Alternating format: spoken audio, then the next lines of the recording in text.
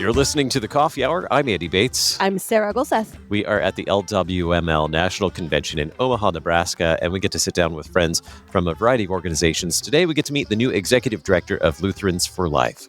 Today's episode of The Coffee Hour is underwritten in part by Concordia University, Nebraska. You can learn more about Concordia University, Nebraska at cune.edu.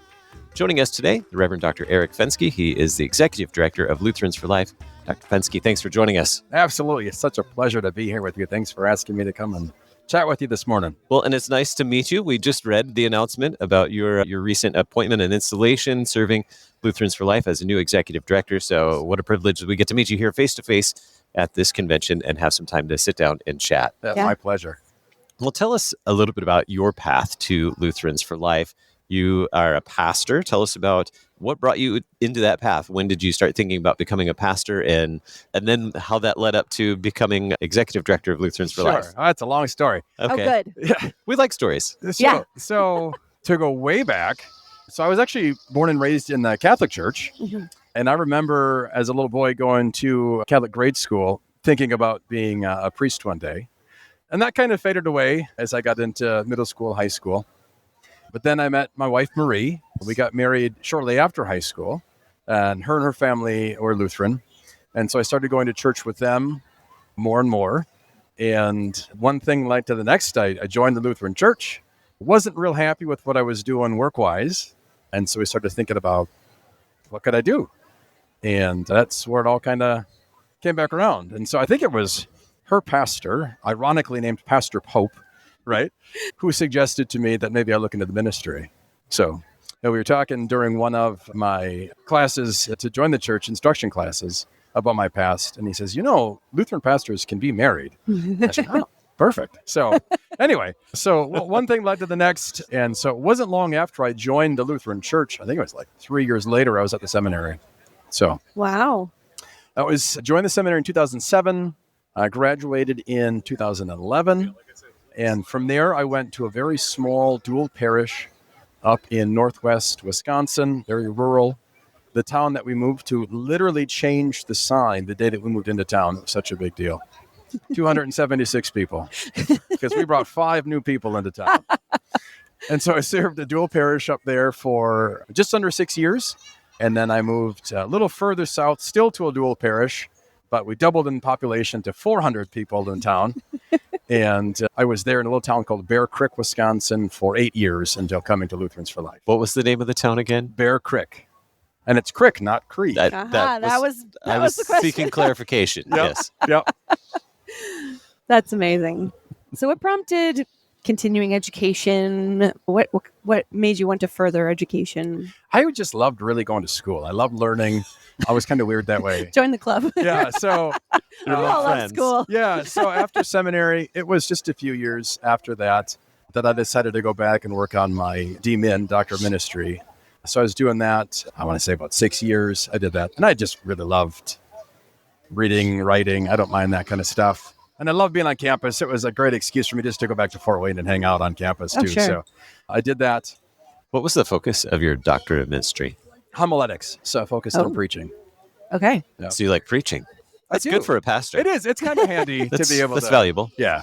So I thought, if I'm going to do this for a living, I might as well be good at it. Yeah. And so That's I fair. wanted to go back and study more. So it was really wonderful. I would suggest that to any pastor listening, if you got the chance to go back and work on the DMin, it is so practical. It is so worth your time, worth your money. Do it. I mean, it really is things that I wish we could somehow work into the regular MDiv program. It's just wonderful. Who were the people that encouraged you and mentored you through that doctoral program? Dr. Carl Fenske was really instrumental in that. Dr. Busher also, and Jeff Pulse, Dr. Pulse. The three of them mostly were helping me and very instrumental in helping me through the program. Shaping your preaching. Shaping my preaching. And they had been all the way from the time that I was there originally working on my MDiv. I really kind of gravitated to those three guys. And so then they helped me through my project when I came back again. Tell us more about your family. You mentioned when you moved to North Wisconsin that you brought a family of 5, and that changed the number on the population sign at the Yeah. entrance to the town. So we had 3 daughters when we moved to a seminary in 2007. So they moved with us then up to our first call. So we were 5 when we went to seminary, 5 when we came out. And then within a year, we added 1 more. So 3 girls. I've got 4 girls. My wife and I have 4 girls.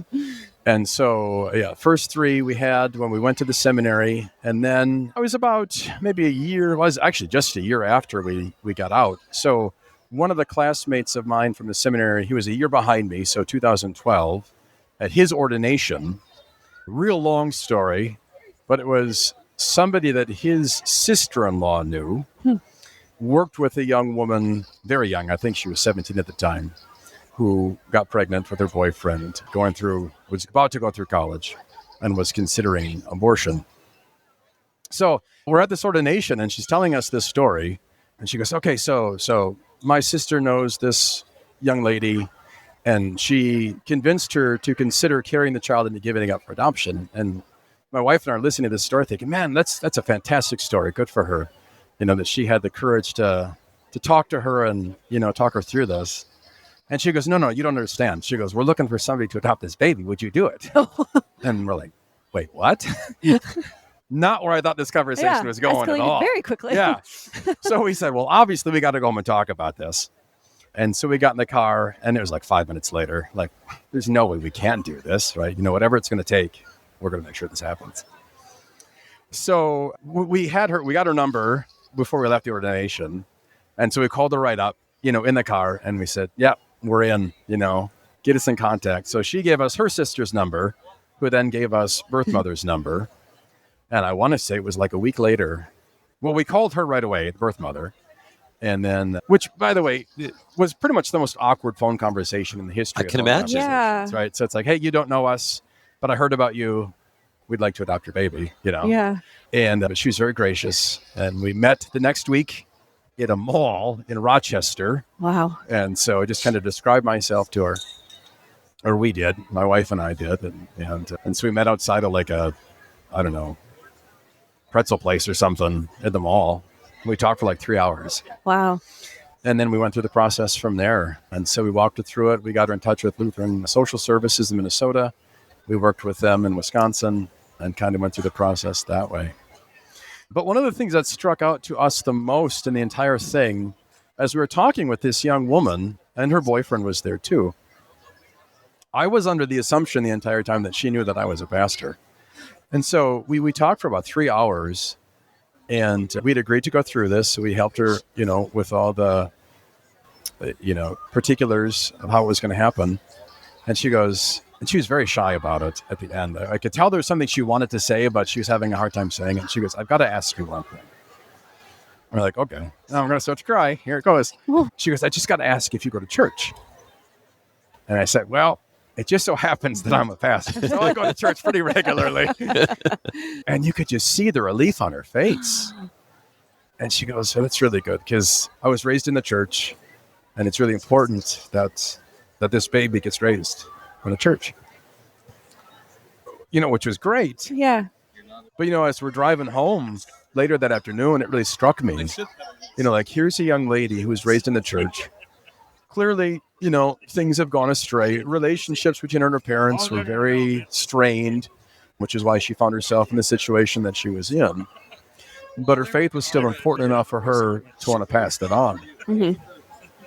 But, just how sad it was for this young lady who was raised in the church. When she found herself in that situation, her first thought was to go toward abortion, and that she didn't even know or never even considered that adoption was an option here, that this was a viable thing.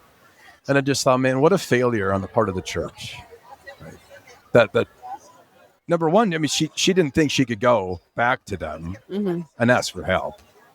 And at no point in her time in the church had she been taught about this or given any encouragement that, if you find yourself in this situation, come to us. And so throughout the entire process, then from that point on, it was very important to us, to my wife and I, that we get more involved in whatever way that we could, not only in our church, for me as a pastor, to make sure that my people understood where we stood on these issues, but then, we've got to do it in a gospel-centered way, right, with the love of Jesus, that just because, somebody makes a mistake or makes some bad choices doesn't mean that we turn them away, but we got to welcome them with the love of Jesus.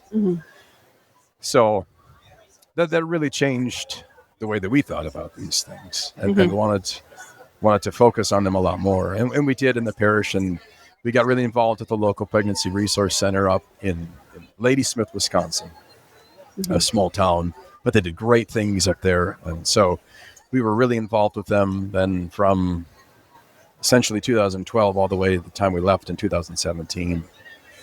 And so that led me to get more involved with Lutherans for Life. And so then when I got to the new parish in Bear Creek, there was a lady there, still is there, who was really involved with Lutherans for Life. And within a month of me being there, she said, I want to send you to the national conference this year. It was in St. Louis. And so they did some fundraising. Our ladies, they did some fundraising. They sent me to Lutherans for Life National Conference. It was in St. Louis that year in the fall. And that was the first time I saw Pastor Salamanque, who was my predecessor. And he did such a great job with everything.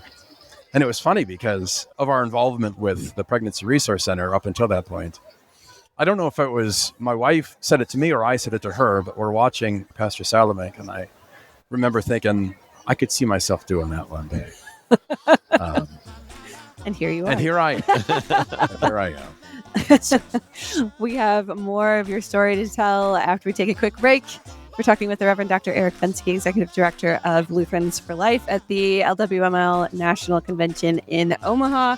You're listening to The Coffee Hour. I'm Sarah Golseth. I'm Andy Bates.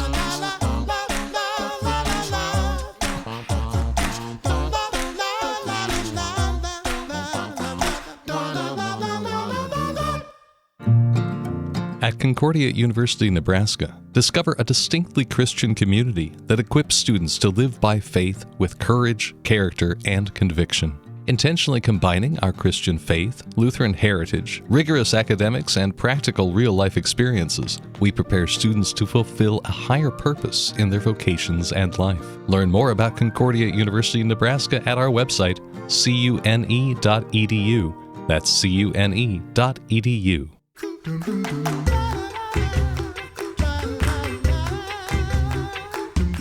Welcome back to the Coffee Hour. I'm Sarah Golseth. I'm Andy Bates. We're talking with the Reverend Dr. Aric Fenske, Executive Director of Lutherans for Life, while we're here at the LWML National Convention in Omaha, and you've shared a beautiful story. Thank you. I think there are multiple tears shed It's just around the the guys table. crying at the table. Right? I mean, yeah, kind of. But a really beautiful story about really having life issues really important to you and having a moment when that is a very poignant moment for you and your family to really to just get more involved. Tell us more about your involvement with life issues with Lutherans for Life, especially since that point, because this is obviously something very important to you. Yeah, it really is. So in addition to the story that I just shared, one of the things that's been pretty near and dear to me, especially as a parish pastor, has been end-of-life issues. Yeah. It's just something that we deal with so much as pastors. I would think that most of my brothers in the ministry have aging congregations. I don't know too many that have, an average age in their congregation that's probably less than 60. And mine certainly weren't in rural places. Yeah. And so most of the people that I was sent to care for are thinking about this. And not just as we deal with, funerals and literal end-of-life things, but I've got people, wondering about, making funeral arrangements and funeral plans. And then as we have members nearing the end of their life and considering hospice care or all those different types of things, it became very clear over the course of my ministry that this was an area that needed to be talked about a lot more. Because people just don't know. I mean, we're so shaped and formed by our culture and by the other things that we see and hear, that even for people who have, lifelong Lutherans, for people who are very staunchly they consider themselves to be pro-life in terms of abortion and things like that, have never considered what that means for end-of-life issues. Mm-hmm. And so over the course of a ministry, I developed a workshop on death and dying and funeral planning that I would do at my congregation and invite the community to attend, Mm-hmm. just so that we could educate people on, what does it mean to die faithfully in Christ and to face the end of life in a godly way, Yeah. still upholding the sanctity of life. And what does it mean for God to be the Lord of life, not just at its beginning, but at its end? And so that was something that became kind of a pet project of mine, is to work on that a little bit more in my own congregations, to make sure that my people, not mine, God's people, the people that he sent me to serve, could look at that in a better light. Yeah. Which brings to light that Lutherans for Life will be a part of and supporting the Dying Well Conference at Yeah. Concordia Seminary, Absolutely. July 7th through 9th. Unfortunately, at this point, it's too late to register, but I did want to point it out that conference is going on, so you'll be at the conference. We will be at that conference. Yep. Yeah, so folks can come say hi. And They meet could you. some. Yeah, if that's right. they're at the conference, they can come say hi. What, now that you are the official executive director for Lutherans for Life, what do you appreciate about the gospel-motivated voice for life, that approach that Lutherans for Life takes to speaking about life issues? Yeah, absolutely. Several things. I mean, number one, just a recognition theologically that it's the gospel that changes hearts, right? It's the gospel that motivates us to want to keep God's law and to want to please God and do what God wishes us to do. And so just recognizing that theologically, that's the best starting point, right? That God creates us, he's redeemed us in Christ, he calls us all. And so when we begin with that and recognizing again that it is the gospel message that changes us and wants or leads us to want to do godly things. The second thing, much related to that, is recognizing again that it is the gospel that changes hearts. That, it's important for us, of course, to want to be involved politically and to hope for legislation that, supports our cause. But we also recognize in the end that sin is always going to be around. There are always going to be broken hearts, broken people. So we can't rely on legislation to do this. We need the gospel to change the hearts. Right? So, again, we will certainly encourage people to, be involved politically if they wish to do so.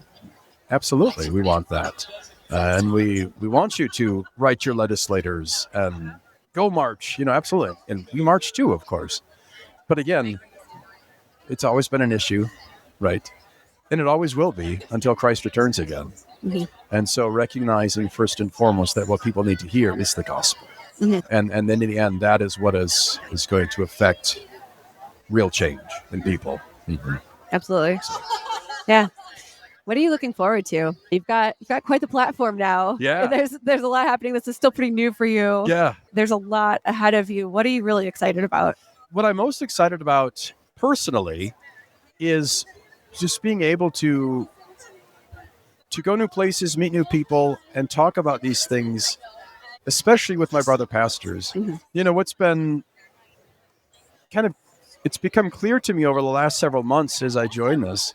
Everybody has heard about Lutherans for Life. Everybody knows the name, and everybody goes, "What do you do?" And so I want to make sure that everybody, all our churches, and all our pastors know what we're doing, what we're here for. And that's to help you. That's to help the congregations. It's to help our people. It's to help our pastors be able to talk about these issues and life issues from a gospel-centered point of view in a better way, right? And so that pastors can help serve their people. Our people can help serve their neighbors, right, and their families. Yeah. And so I want to make sure that our own congregations know that we're here. They know the resources that we have and that we're here to help them. Every year, Lutherans for Life hosts a conference. We do. That's coming up in September. You want to tell us a little bit about that? Yeah, it's going to be fantastic. So it's in Colorado Springs. So if if the conference itself were enough of a draw, which I hope it were, come to Colorado in September. It's going to be beautiful. So it's a great destination. So we've got several days, 3-4 days. I forget exactly how long we're going to be there. We've got some wonderful keynote speakers this year. So Jack Phillips is going to be there. So Masterpiece Bakery. Yeah. So he's going to be there talking about his story. Yep. We've got several others. I should have wrote them down. I'm drawing a blank. You're going to pull them up for me. We've got a retired judge, a Supreme Court justice is going to be there. Yeah. Judge Ruth Neely is going to be there. Joy Pullman from The Federalist is going to be there. Jim Daly from Focus on the Family is coming as a keynote speaker. And then you get to listen to the new executive director of Lutherans for Life, too, along with dozens of other breakout speakers. And so it's going to be a wonderful time, very informational, and just a really great, inspiring, uplifting time in a beautiful place. Yeah. So if you got the chance, check out the conference information on our website, and please consider attending with us in September. And the website's pretty easy to remember. The website? Lutheransforlife.org. Can't get it wrong. Should be pretty easy to find, lutheransforlife.org. You can find the conference information there. There's a tab right at the top of the page for conferences. Just click on that, and you can learn all about the Lutherans for Life conference taking place September 24th through the 26th in Colorado Springs, Colorado, at the Great Wolf Lodge. Wow. Bring your family. Bring the kids along. That's going to be fun. It's going to be a lot of fun. On many levels. That sounds like a great conference. Well, thank you so much for taking this time with us here at the LWML Convention to share about all the new work that you get to do with Lutherans for Life, sharing your story with us. We really appreciate it. My pleasure. Thanks for having me. Absolutely. It's been great chatting. Our guest today, the Reverend Dr. Aric Fenske, Executive Director of Lutherans for Life. Again, you can learn more at lutheransforlife.org. You've been listening to The Coffee Hour. I'm Andy Bates. I'm Sarah Golseth. The Coffee Hour with Andy and Sarah is a production of KFUO. To support the Coffee Hour and KFUO Radio, visit KFUO.org. You can also text KFUO to 41444 or send an email to gifts@kfuo.org. And you can call us at 800-844-0524. KFUO. Christ for you, anytime, anywhere.